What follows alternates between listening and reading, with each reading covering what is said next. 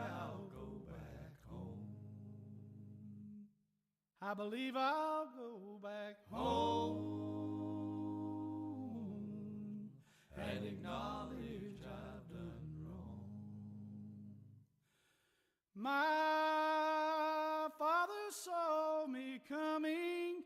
He met me with a smile.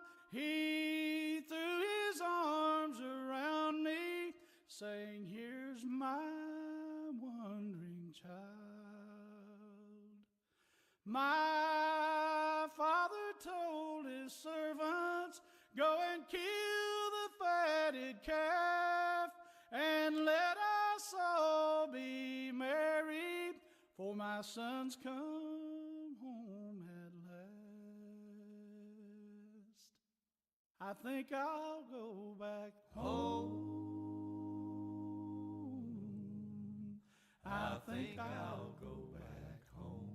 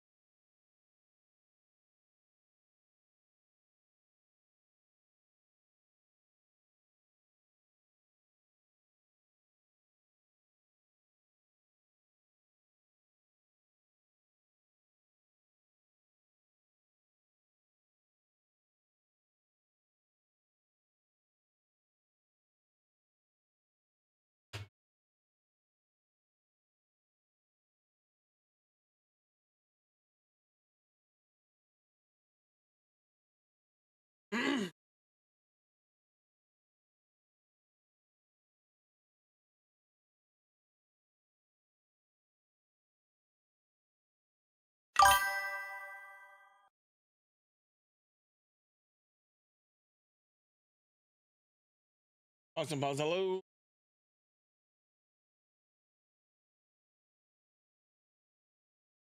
Oh, why is no one here? Usually takes a few minutes for people to get in here.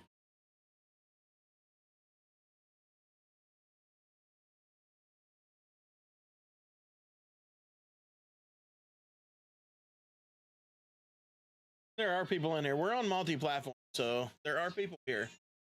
Hello, Miss Sarah. How you doing? Thank you for the heart me. I appreciate you. Thank you very much.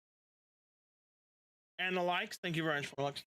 Yeah, we're on multi-platform, so we're on TikTok, YouTube. We're on uh, Facebook and Kick.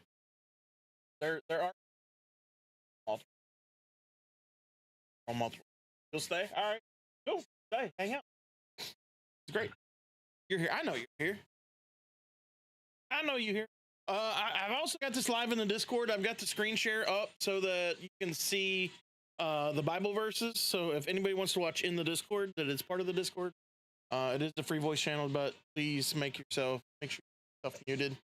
Just no window in the background noise.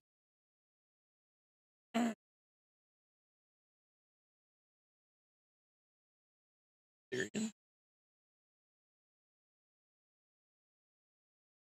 All right, guys, we're gonna get started in just a minute, and then we will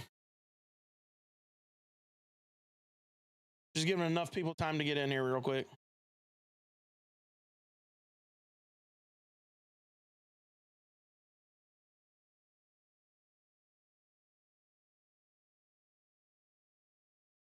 What's up, Lee? How you doing, bud?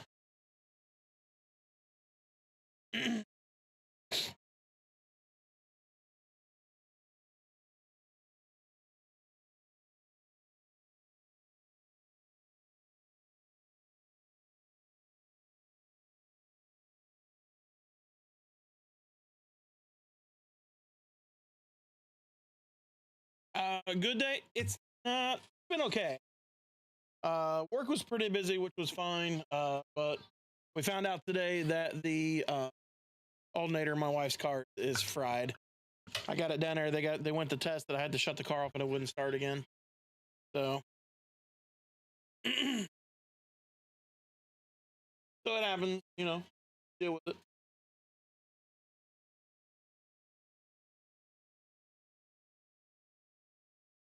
Okay, have a good one. Thank you for hanging out for a few.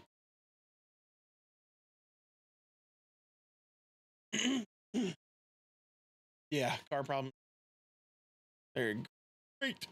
My Tony the Tiger impression. All right.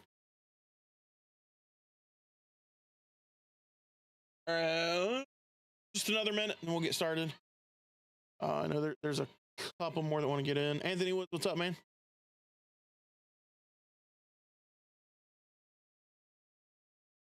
You're sorry. That's all right. Thank you, but it's okay. We'll get it. We'll get a new and get it fixed. Out of Radford. What happened to yours? Is that the caddy?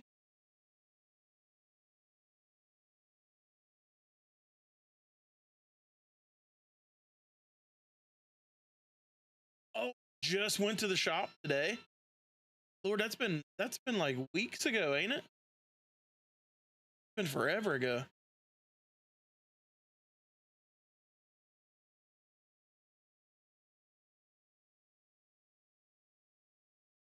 You sub? Hey, thank you for the sub on YouTube. I appreciate that. Thank you. What broke? On Lee's car, he hit a deer with his little caddy. He decided to be pimping and bought a caddy and then hit a deer. They just got all the parts in. Cadillacs are very hard to get stuff for. Sometimes I feel like. Yeah, but that was like it's been like a month or so that happened.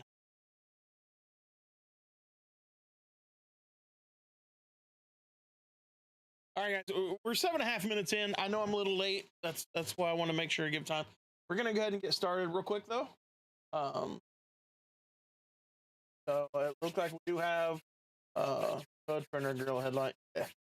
So looks like we got some people on almost every platform coming in and hanging out today. So which is awesome. Thank you guys very much for that. Listen, if you're on the TikTok, don't forget hit the follow button, hit the likes while we're going through Bible study tonight. If you're watching on YouTube, don't forget to hit the subscribe button. Follow buttons on Twitch, on Kick, on Facebook, because every Monday at 6 p.m. we do Bible study. What we do here. So the rest of the week I do stream my gaming, but Mondays at 6 is dedicated to Bible study. It's what we do. So make sure that you're following, make sure you're subbed, all of that stuff. So that way you can be here whenever we do this. Okay. All right. So we're going to go ahead and get it in. So last week we looked at we had the Pharisees and the Sadducees seeking for a sign, basically Jesus to tell them about this great big miraculous sign that was going to tell them when the end of the world was going to be here. And he more or less says, you can't see past the nose on your face. You're not going to catch the signs, because the signs that we look for, the signs that are coming, that the world is going to end, is actually laid out in the Bible. It tells us what to look for. It gives us those signs. But a lot of people have that trouble where they can't see past the nose of their face, and they don't pick up on the signs, or they don't want to see them. And then Jesus warns his disciples not to follow the doctrine that's being taught by the Sadducees and the Pharisees, just because it's a man doctrine, which is no good. They will teach you whatever they think they want you to hear to get you to benefit and to benefit them and get you to favor and look up to them. Gotta go. It's okay.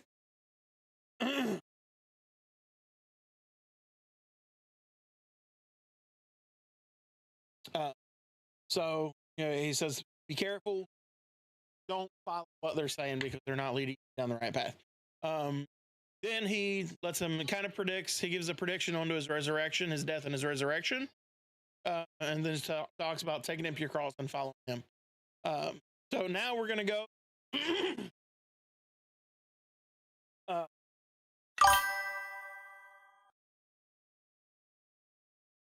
Goodbye. Thank you for hanging out as long as you could. Appreciate it.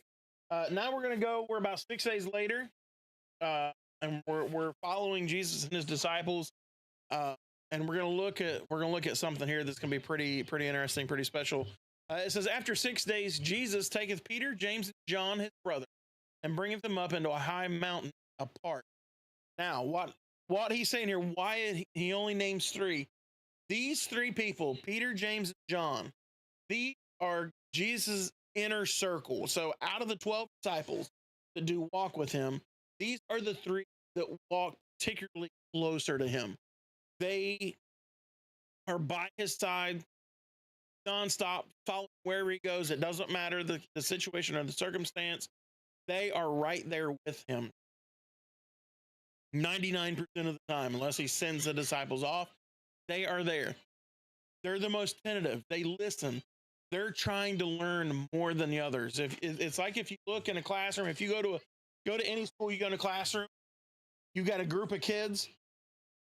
You got kids that will pay more attention to others, even though they may be paying attention and learning. There's some that strive to learn more and are more tentative with their learning and making sure that they're right there. So that's what Peter, James, and John were.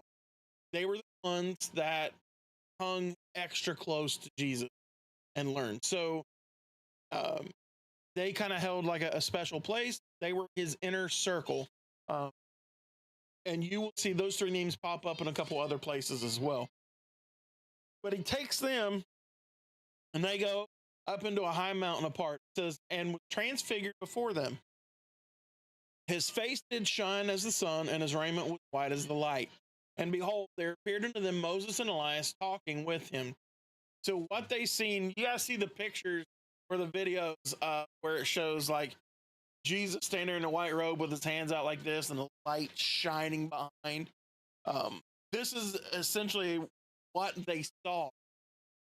And the Bible says they saw Elias or Elijah and Moses there with them talking. Now, Elisha was one of the people in the Old Testament that didn't actually die. He was carried off in a chariot of flames.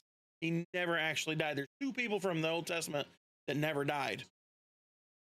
And Elisha was one of them. Moses went up on the mount and never came back down. He did, however, die, but God himself buried his body. But they seen this and seen what happened. It said, then answered Peter and said unto Jesus, it is good for us to be here. If thou wilt, let us make here 3 tabernacles, one for thee, one for Moses, and one for Elias. Now, what Peter was trying to do was saying this was an amazing thing to see. Let's build a tabernacle. Let's kind of commemorate what we're seeing here and build tabernacles to the three of you, because this is a special thing. But I said, while he yet spake, behold, a bright cloud overshadowed them, and behold, a voice out of the cloud, which said, this is my beloved Son, in whom I am well pleased. Hear ye him. And when the disciples heard it, they fell on their faces and were sore afraid. And Jesus came and touched them and said, rise and be not afraid. When they lifted up their eyes, they saw no man save Jesus only. And as they came down from the mountain, Jesus charged them, saying, tell the vision to no man until the Son of Man be risen again from the dead.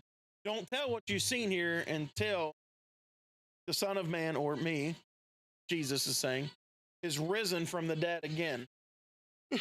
Risen again from the dead. So they don't say anything about this until after my resurrection. So it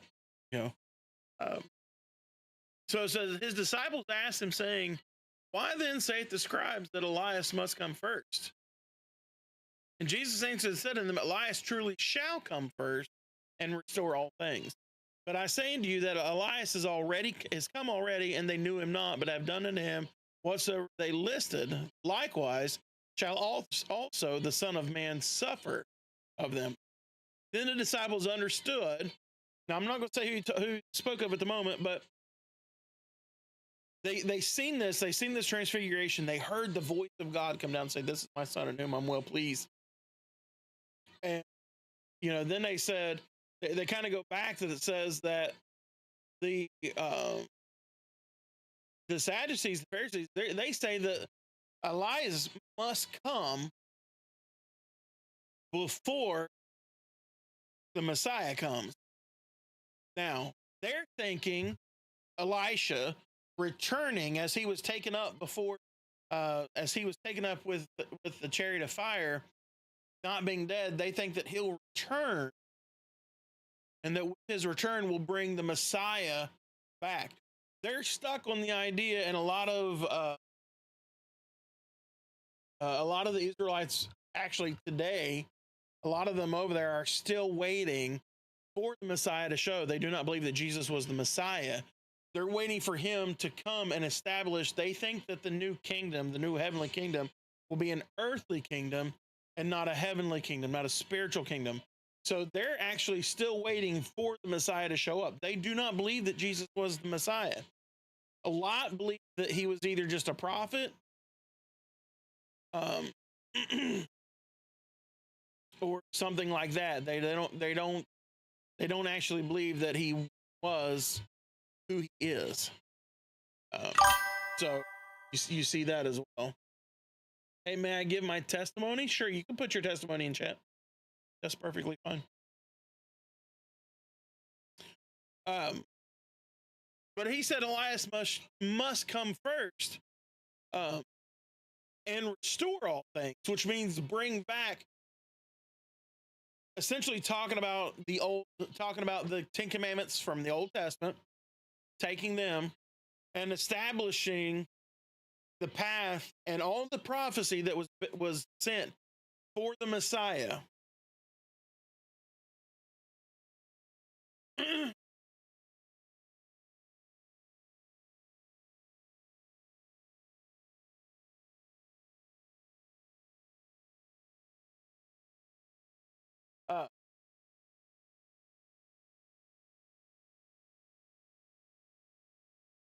He says, Elias must come. I lost track. I'm really sorry for that, guys.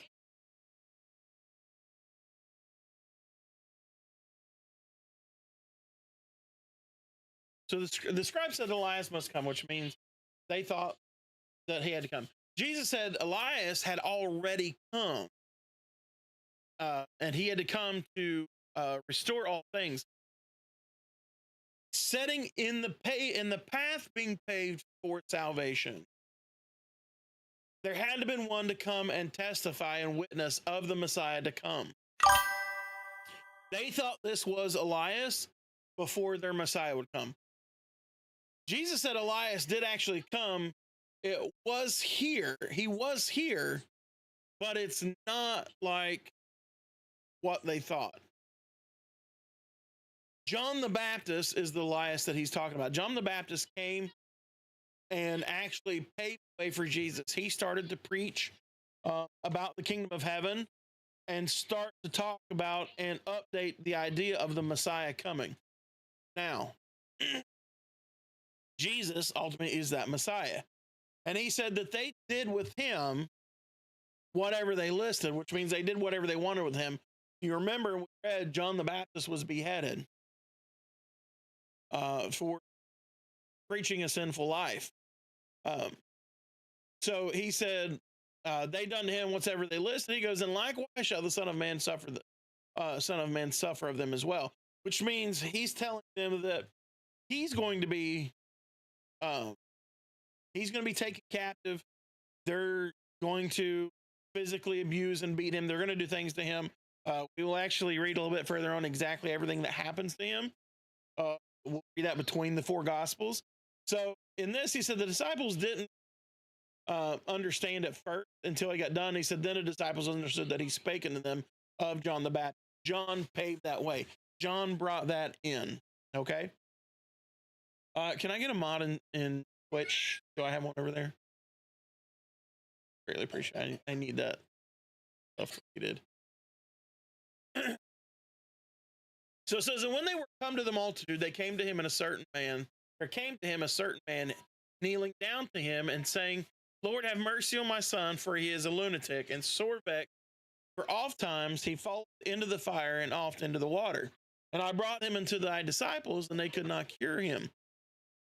So here we see this is Jesus and the 3 disciples that he had with him. Now, the other 9 disciples that were there, the other 9 that was in there, they did not go up on the mountain. He only took the 3 with him. The other 9 was still at the bottom of the mountain. They were still down there. They should have been they should have been down there still preaching, teaching, and doing what he gave them the ability to do, but they were not. That's not what they were doing. And this is kind of a good example of what happens when you kind of stray away from the Lord. He was up on the mountain. They were left down at the bottom. They were away from him. And because they were away from him, they weren't as close to him. Their faith lingered. It waved. They weren't able to do what they were supposed to do. The farther away from God, the farther we separate ourselves from the Lord, the farther we walk away from him. Thank you. The farther we walk away from him, the less connection we have and the less power we have to overcome the temptations, the things of this world. So it's very important that we cling as close to the Lord as we can, that we stick as tight as possible and be like the inner circle, learn and be tentative as much as we can from him. It's very important to our Christian walk. But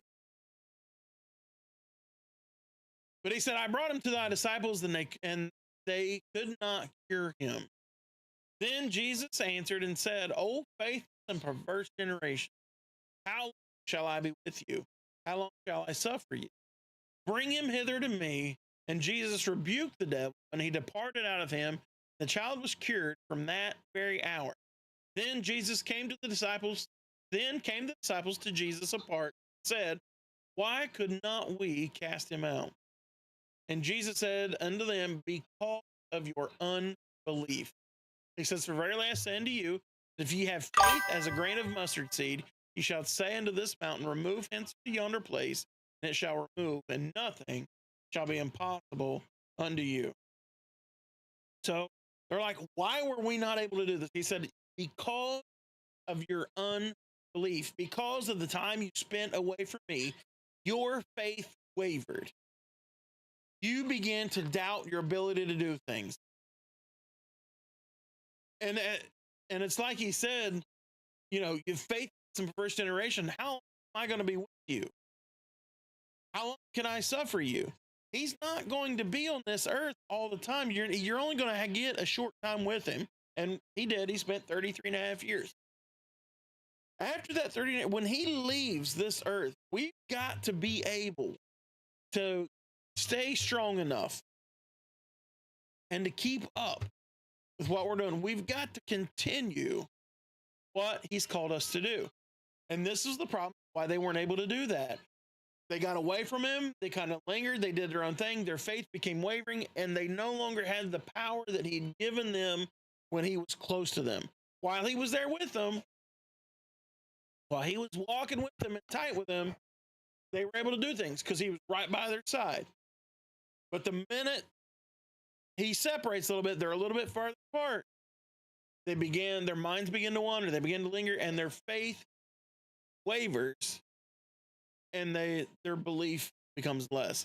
When that happens, you lose that ability. And he says, if you have the faith size of a grain of a mustard seed, he said, you can say unto this mountain, remove hence yonder place, and it shall remove. He says, nothing, absolutely nothing will be impossible unto you. I have seen miracles happen. And I know I've talked about them before. I've mentioned them on here before, I'm pretty sure.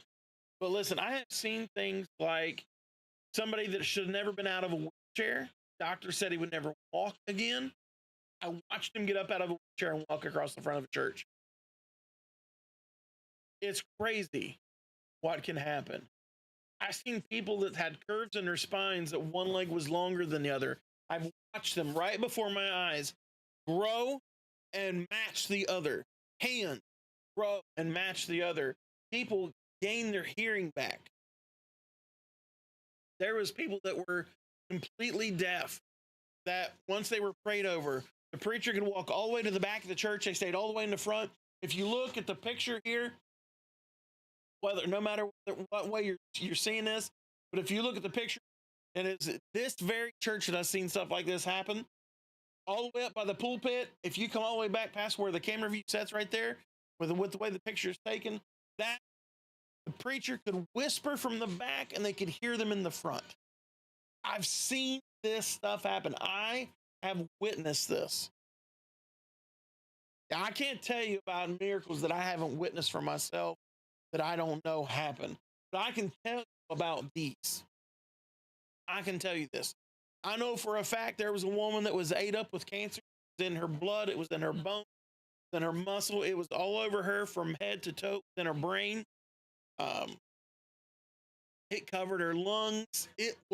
She was absolutely ate up with it. We had somebody stand in for her and we anointed prayer over them. The next time she went back to the doctor, she had one scan. That scan told him that she was just completely engulfed in cancer. Ate up. Head to toe. There was nothing else the doctors were doing. They gave her a few months to live. That was it. They went and done a scan a few weeks later, and the doctor didn't even have the words to know to say, there's not an ounce of cancer in your body. I said, there's not an ounce of cancer left in your body. I don't know what happened. I don't know where it all went. He said, the doctor said, you are a miracle. All we did was anoint somebody in her place because she couldn't get out. The husband didn't. The pastor of the church at the time worked construction with the husband. They were best friends. And that's how we come to find out about what was going on. All we did was just anoint somebody to stand in for her. A few weeks later, when the next scan came, completely cured of cancer from head to toe. Brain cancer, blood cancer. This is stuff you don't get cured from. Brain cancer, you're completely engulfed in cancer and it's covered in lung. It's on your bones. Once it hits your bones, once it hits certain organs, that's just it. Without an intervention from God, there's nothing anybody can do. She got that intervention. I've seen this stuff work. I know it worked. So he says, if you have faith, a grain of a mustard seed, you can say to this mountain to be moved forth, and the mountain will be moved. He says, howbeit this kind goeth not out but by prayer and fasting. How do you keep the belief up? How do you keep faith up? How do you maintain this faith? By prayer and fasting. Reading the word, studying the word, getting to know it, getting in there, having a closer walk with the Lord.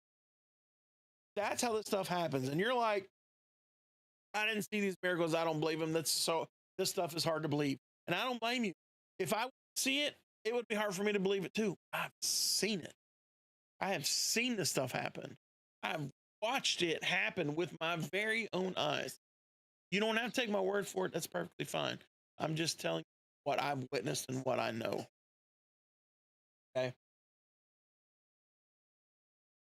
So it says, and while they abode in Galilee, Jesus said unto them, the Son of Man shall be betrayed into the hands of men, and they shall kill him. And the third day he shall be raised again. And they were exceeding sorry. There he is warning them again of his death and his resurrection, saying, hey, this is going to happen. He's preparing them for these events. He's already told them once. Now he's told them again, this is going to happen. Be prepared. Watch for this. It's coming. And it's not that far from where we're at now. It says, and when they were come to Capernaum, they that received tribute money came to Peter and said, doth not your master pay tribute? And he saith, Yes. And when he was come to the house, Jesus prevented him, saying, What thinkest thou, Simon? Of whom do the kings of earth take custom or tribute? Of their own children, or of strangers? And Peter saith unto him, Of strangers. And Jesus saith unto him, Then are the children free? Notwithstanding, lest we should offend them, go thou to the sea and cast an hook, and take up the fish that first cometh up. And when thou hast opened his mouth, thou shalt find a piece of money. Take that and give unto them for me and thee. Paying the tribute, paying stuff. Is Jesus above paying the tribute?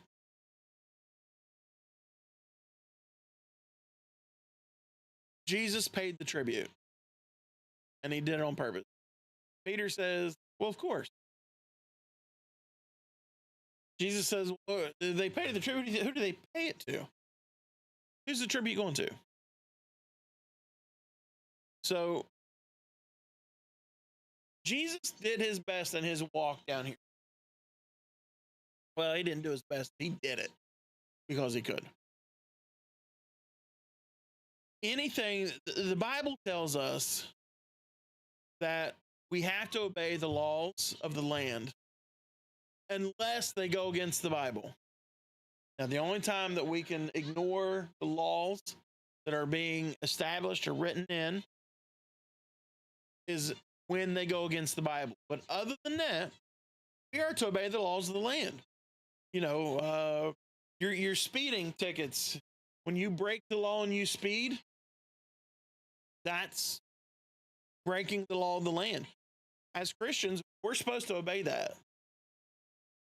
And we don't look at things like that way. We don't pay attention. And we're like, well, what's that got to do with God? What's, you know, how fast I drive down the road got to do with God? But it does. The Bible tells us we're to obey the laws of the land. We're to watch that stuff, obey it, keep it in mind, and follow those until they break the laws of the Bible. When they break the word of God, when they go against what God said to do. And I'm not going to mention any of the topics. You know some of what I'm talking about when it comes to the law on those things. But he said we're to follow those laws. A lot of people is like, well, I don't have to obey the land. There's so many people. Oh my Lord. There's a bunch of YouTube videos about people like this that think that because they claim to go by the laws of the Bible, they don't have to obey the laws of man. But if they actually paid attention to the Bible, they would know that it tells them to follow the laws of man. But that's not here. We'll not get real deep into that. But Jesus made sure that he did not break any laws. He didn't give anybody any reason to combat him, to arrest him, or anything like that. He didn't do anything like that to offend anybody or anything like that. He remained on the good side of that. And that was for a purpose, because, you know, when it come time for them to take hold of him, for them to capture him, they had to make sure that, for one, he's completely innocent. He was an innocent man. There was no reason to take him. He's not going to give them reason to do so. So if it comes to paying tribute, and the tribute was paid to Caesar anyway, which is the strangers that he talks about. It says of their own children or of strangers. It's talking about, is the tribute paid to the Jews, or is the tribute paid to, to Romans? And of course, Peter said the tribute's paid to the Romans. The tribute was paid to Caesar. So he said, we'll pay the tribute. Go down to the fish, go down, catch fish. Inside the fish will be a piece of money. Grab it. Pay the man. This will be for you and for me both. So whatever the coin that was grabbed out of the fish's mouth was enough to pay for him and Peter, pay the tribute for him and Peter to be there.